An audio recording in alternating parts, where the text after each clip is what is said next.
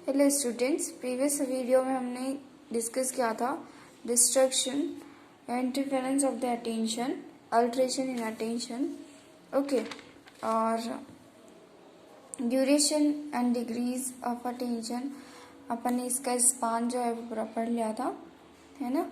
अब अपन पढ़ेंगे duration of attention. Duration of attention means it refers to how long one can attain to an object without a break. बिना किसी break के आप किसी चीज पर कितनी देर तक आप अपना अटेंशन देख सकते हैं, है ना। विदाउट ब्रेक आप कितनी देर तक किसी चीज पर अटेंशन दे सकते हैं, वो है duration of attention. If we attend to a single simple object for intense, intense मतलब क्या होता है, एग्जाम्पल।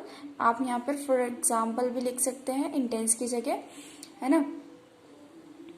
हम किसी सिंगल ऑब्जेक्ट पर या सिंपल ऑब्जेक्ट पर अपना अटेंशन देते हैं, है ना।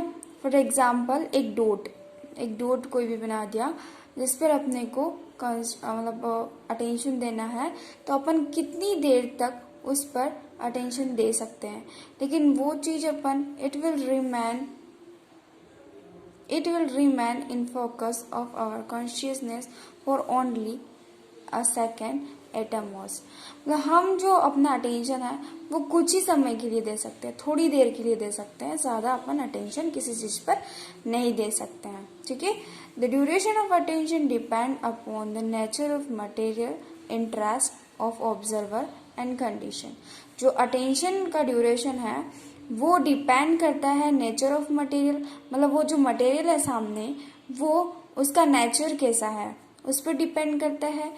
पर्सन जो ऑब्जर्व कर रहा है किसी चीज को, उसका इंटरेस्ट भी होना चाहिए। जैसे किसी स्टूडेंट का इंटरेस्ट है पढ़ाई में, तो वो उस पर इतनी पढ़ाई के लिए ज्यादा देर तक अपना अटेंशन दे सकता है ना। और दूसरी भी कंडीशन होती है जिससे अपन ज्यादा देर तक किसी चीज पर अटेंशन दे सकते हैं, कितनी देर तक अपन उसके विदाउट ब्रेक अपन अटेंशन दे सकते हैं, ठीक है। बिना किसी ब्रेक के किसी चीज पर अटेंशन देना ड्यूरेशन ऑफ अटेंशन कहलाता है, ठीक है। ये दो टाइप के होते हैं, सस्टेंडेड और shifting attention. Sustained attention means सतत ध्यान, इसे हिंदी में बोलते हैं। Act of fixation of mind, मतलब जिस चीज में अपना माइंड फिक्स का हो जाता है वो एक्ट, है ना। जैसे is the ability to focus on an activity or stimulus over a long period of time। मतलब मीन्स ऐसी एबिलिटी जिससे अपन किसी एक्टिविटी पर फोकस करते हैं और किसी स्टिमुलस पर फोकस करते हैं लॉन्ग टाइम के लिए, ज्यादा टाइम के लिए हम उस एक्टिविटी पर फोकस करते हैं, वो एबिलिटी सस्टेंडेड अटेंशन कहलाती है ना। जैसे एक बच्चा है जिसे PMT, है ना, प्री मेडिकल टेस्ट, क्या करना है उसे, डॉक्टर बनने के लिए उसका एक एम है कि मुझे डॉक्टर बनना है, तो उसे PMT फाइट करनी पड़ेगी। तो उसके लिए वो अपनी पढ़ाई पर ध्यान देता है ना, लॉन्ग टाइम तक, जब तक वो डॉक्टर नहीं बनेगा तब तक वो अपना ध्यान देता है, वो सतत ध्यान होता है, ठीक है। लॉन्ग टाइम तक, लॉन्ग पीरियड तक अपना अटेंशन उस चीज पर देना। Shifting attention, while paying the object an event it is not possible to hold attention, means किसी एक ही ऑब्जेक्ट या एक ही इवेंट, एक ही घटना या किसी एक ही ऑब्जेक्ट पर लंबे समय तक ध्यान देना, एक ही तीव्रता में, है ना, ध्यान देना जो है पॉसिबल नहीं होता है। किसी भी एक ही चीज पर ध्यान देना लॉन्ग टाइम तक, लॉन्ग ड्यूरेशन तक एक ही तीव्रता में ध्यान देना पॉसिबल नहीं होता है, ठीक है। It is constantly shifting from one object to another. ये हमेशा क्या होता है, अटेंशन चेंज होता रहता है एक जगह से दूसरी जगह। शिफ्टिंग अटेंशन के नाम से पता चल रहा है स्थानांतरण या चेंजेबल, जो चेंजेबल होता है, चेंज होता रहता है, ठीक है। ऐसा अटेंशन जो एक जगह पर टिका हुआ नहीं रहता, वो दूसरी जगह पर क्या हो जाता है, शिफ्ट हो जाता है। ठीक है, अब ना एक एम खत्म हुआ तो अपन दूसरे एम पर अपना अटेंशन देते हैं। ठीक है, अब डॉक्टर बन गया है ना, जिसने पीएमटी फाइट किया था वो डॉक्टर बन गया, तो उसके आगे की जो प्रोसेस है वो उस पर अटेंशन देना चालू कर देगा। ठीक है, अगर वो डॉक्टर नहीं बना, ठीक है, किसी भी कारणवश वो अगर उसने पीएमटी फाइट नहीं करी है ना, एग्जाम वो पास आउट नहीं हुआ है ना उस स्टूडेंट, तो क्या होगा,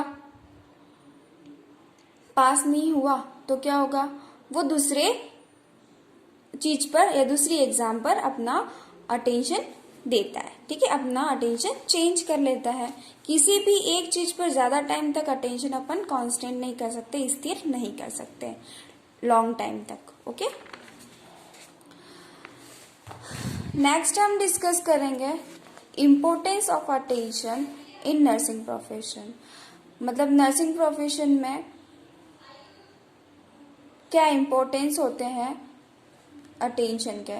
it help bringing mental alertness and preparedness. Means ये अपनी जो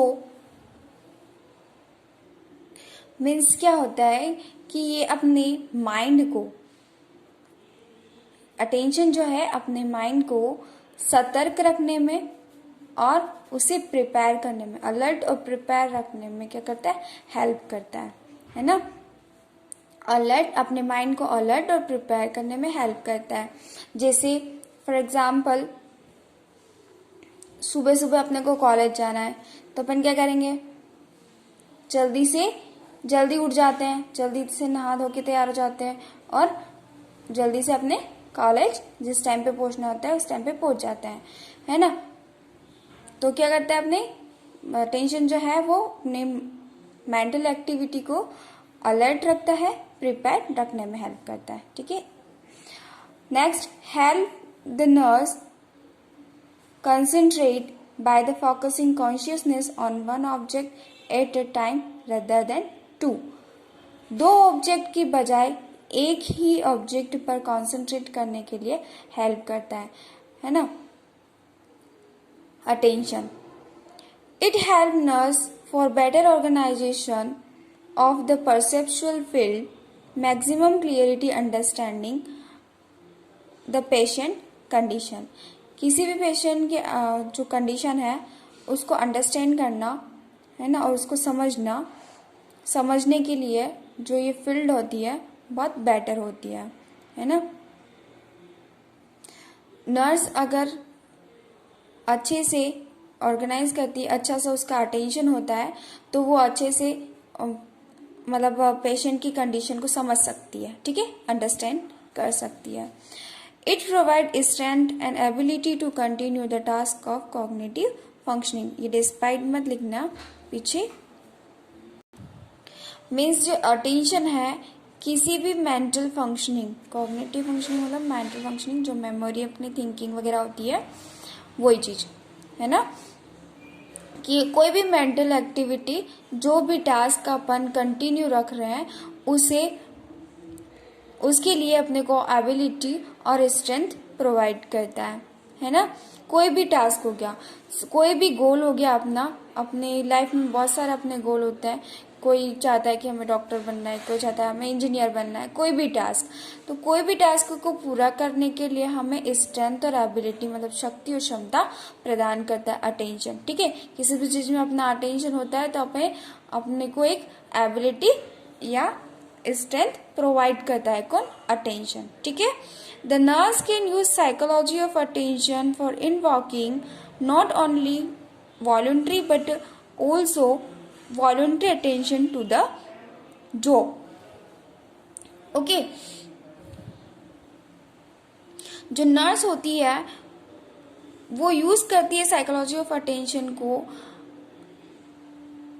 न कि वॉलंटरी, न सिर्फ वॉलंटरी बल्कि इनवॉलंटरी अटेंशन को भी वो यूज करती है।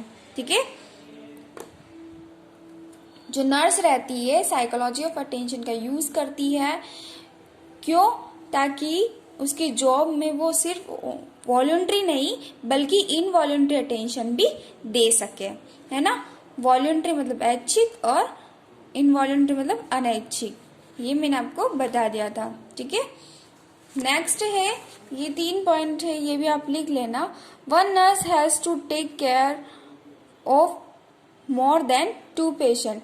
एक ही टाइम पे नर्स को केयर करनी पड़ती है एक से ज्यादा पेशेंट की, तो उसमें भी अटेंशन देने के लिए बहुत जरूरत पड़ती है। तो अटेंशन इस यहाँ पर भी हेल्प करता है ना। मॉनिटर फॉर एडवर्स इफेक्ट, यहाँ पर भी अपने को हेल्प करता है।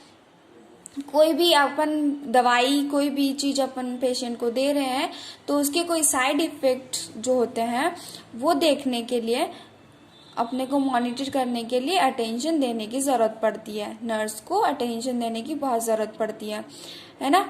तो यहाँ पर भी अटेंशन हेल्प करता है।